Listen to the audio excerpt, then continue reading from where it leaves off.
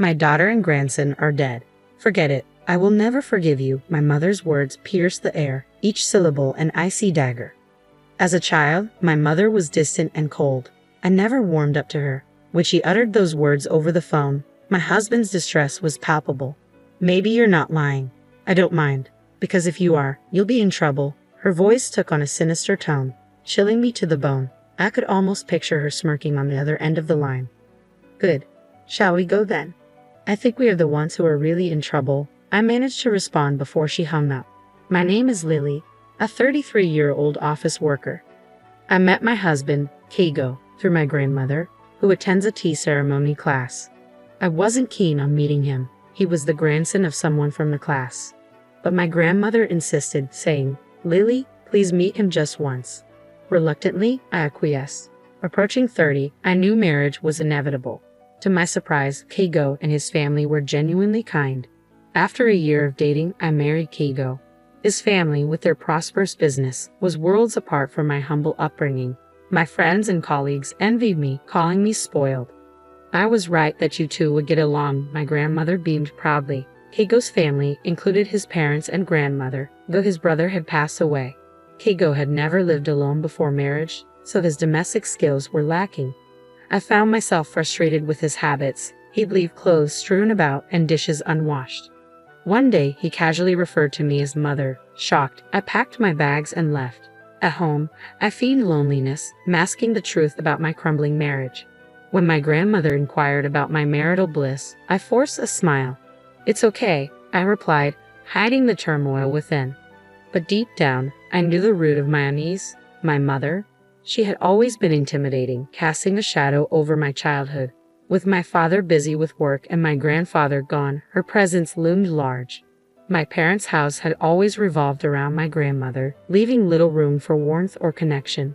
When I was young and sought answers from my mother, her response was always the same: "Ask Grandma."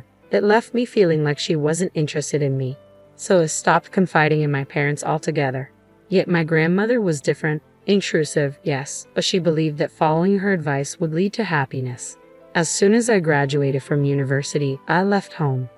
I didn't fully grasp what family meant, but my husband's family seemed harmonious. They always ate together, even if I was famished, waiting for everyone to be ready. My husband once remarked that this tradition persisted even after he moved out. 3 days after returning home from my escape, my grandmother, along with my husband and mother-in-law, appeared in my room. "It's my fault. Let's go home together," my grandmother pleaded. My husband looked remorseful. "I spoiled him too much," he admitted. I was swayed by their apologies. But as explanations unraveled, blame was cast upon me too. My grandmother sighed, pointing out my faults. Even my mother apologized, urging me to reconcile. Feeling abandoned, I left without a word. Silent in the car, my mother-in-law broke the tension. "If housework is too much, let's eat together. I'll cook for you and Keigo." But I couldn't find solace in her gesture. "No, I want Keigo to help with the housework," I asserted.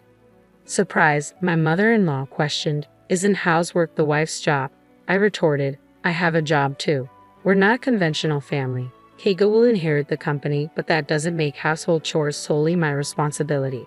Despite my silence, my mother-in-law persisted. Finally, I confessed my pregnancy, despite being told to keep it secret. My husband was thrilled, and I knew, amidst the chaos, a new chapter awaited. My mobility had diminished since my husband was to become a father. I wished he'd be a tad more cooperative with household chores. It's as simple as that. Irritation brewed within me as I hadn't even visited a maternity hospital for examination yet. Unexpectedly, my mother-in-law's demeanor shifted. From complaints to gentle inquiries about my pregnancy, it felt like a flip of a switch. Was this a split personality? Upon returning home, I found the room surprisingly clean. "Did you clean it?" I asked my husband. "I wish you'd have kept the pregnancy a secret." I sighed. He confessed that my mother had been a nuisance, bothered by the impending arrival of our child. "I'm sorry," he said earnestly. His sincerity moved me. Perhaps I should try a bit harder. Eating at my parents' house on weekends sounded appealing. His gentle suggestion left me with no reason to refuse. Despite knowing I should take it easy, I embarked on a challenging pregnancy journey. At the maternity hospital the following week, the doctor's confirmation brought immense joy. I promised to shower our unborn child with love. Eating at my in-laws wasn't as joyful as anticipated. Their happiness about the pregnancy was palpable, especially my father-in-law and grandmother-in-law. "Come on, Lily, eat. You're carrying our precious air," my mother-in-law cooed, masking any hint of sarcasm. I reassured myself that I could manage, but as we sat for dinner the following week, I reached my breaking point. Despite my embarrassment, I mustered the courage to make a request to my mother-in-law. "I'm sorry, mother-in-law." My mother-in-law's smile abruptly faded into a grim expression when I mentioned my morning sickness. Feeling uneasy and unwell, I confessed that I couldn't wait until dinner time to eat due to nausea. However, her response was unexpected. "Morning sickness?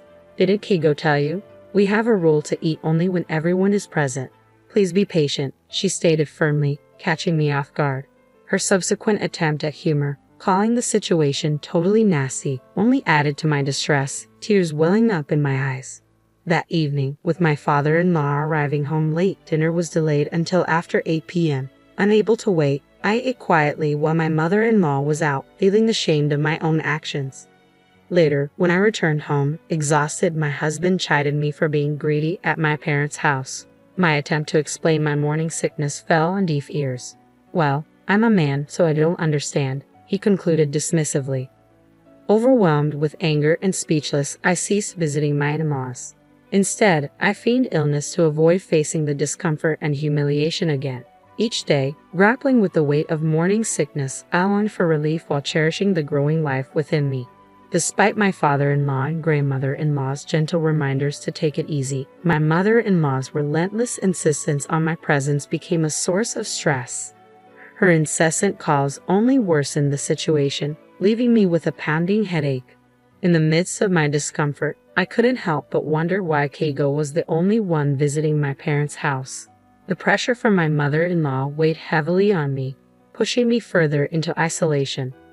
"I have severe morning sickness," I sighed, hoping for some understanding. "Ha, again? I guess that means you're feeling good," my mother-in-law quipped, her tone light.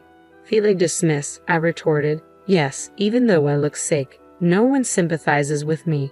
Just because you didn't have morning sickness doesn't mean everyone else is fine." Apologizing for the bad signal, she hung up. Frustrated, I packed my things and returned to my parents' house, entering the second half of my pregnancy. When I mentioned to my husband about wanting to stay home early, he casually brushed it off. Despite frequent calls and messages, I ignored them, feeling overwhelmed.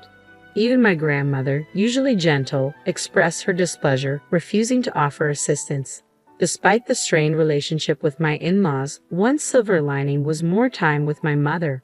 Confiding in her, I revealed the tension with Keigo and his mother. Keigo's indifference towards household chores and occasional outbursts left me scared and isolated. When I approached my mother-in-law, she urged me to be patient, even after I showed her a bruise from one of Keigo's outbursts. Now, contemplating divorce after the baby's birth, my mother listened in silence, her expression stern. "Yes, I understand," she finally replied. With just one word, I responded to the chaos unfolding around me. Eventually, I gave birth to a healthy baby boy. When labor pains struck, I reached out to my husband, but his cold response left me feeling faint. "I can't go, I'm busy with work. Just let me know when you're discharged," he said, indifferent to the impending arrival of our child. His callousness fueled my anger, so when the day of discharge arrived, I chose not to inform him, and strangely, he didn't reach out either. As I made my way back to my parents' house, my phone rang. It was Keigo, demanding to know why I hadn't returned home yet. His voice, filled with frustration, echoed through the room. Silent shock engulfed me when my mother uttered her unforgivable words. "My daughter and grandson are dead. Forget it, and I will never forgive you." It was outrageous. Then, a voice, unfamiliar yet somehow familiar, spoke nearby. It was Keigo's mother. Accusations flew, and my body trembled with disgust. My mother intervened, suggesting we involve the police to address the abuse I had endured. With a firm hand, she ended the call and enveloped me in a tight embrace, offering the comfort I desperately needed. It was the first time my mother had hugged me in such a way, and in that moment, I felt an overwhelming sense of relief knowing she was by my side. As I watched my son sleeping peacefully with my mother, my grandmother returned, her footsteps echoing loudly. "What the hell? "You're still alive," she exclaimed, her frustration evident. A call from Keigo's mother had stirred her ire, and now she demanded an apology. Reluctantly, we accompanied her back to the in-laws' house. But upon arrival, tension hung thick in the air. My mother-in-law and husband greeted us with cold stares. "Oh, isn't he our cute heir?" my mother-in-law cooed, reaching for my son, but I recoiled involuntarily. "Don't touch me," I snapped, surprising myself. An argument erupted when my husband dismissed my concerns about divorce. His fear was palpable, faced with the possibility of separation. My mother-in-law's accusations only added fuel to the fire. "You should apologize. The police are exaggerating," my husband insisted, but I stood my ground.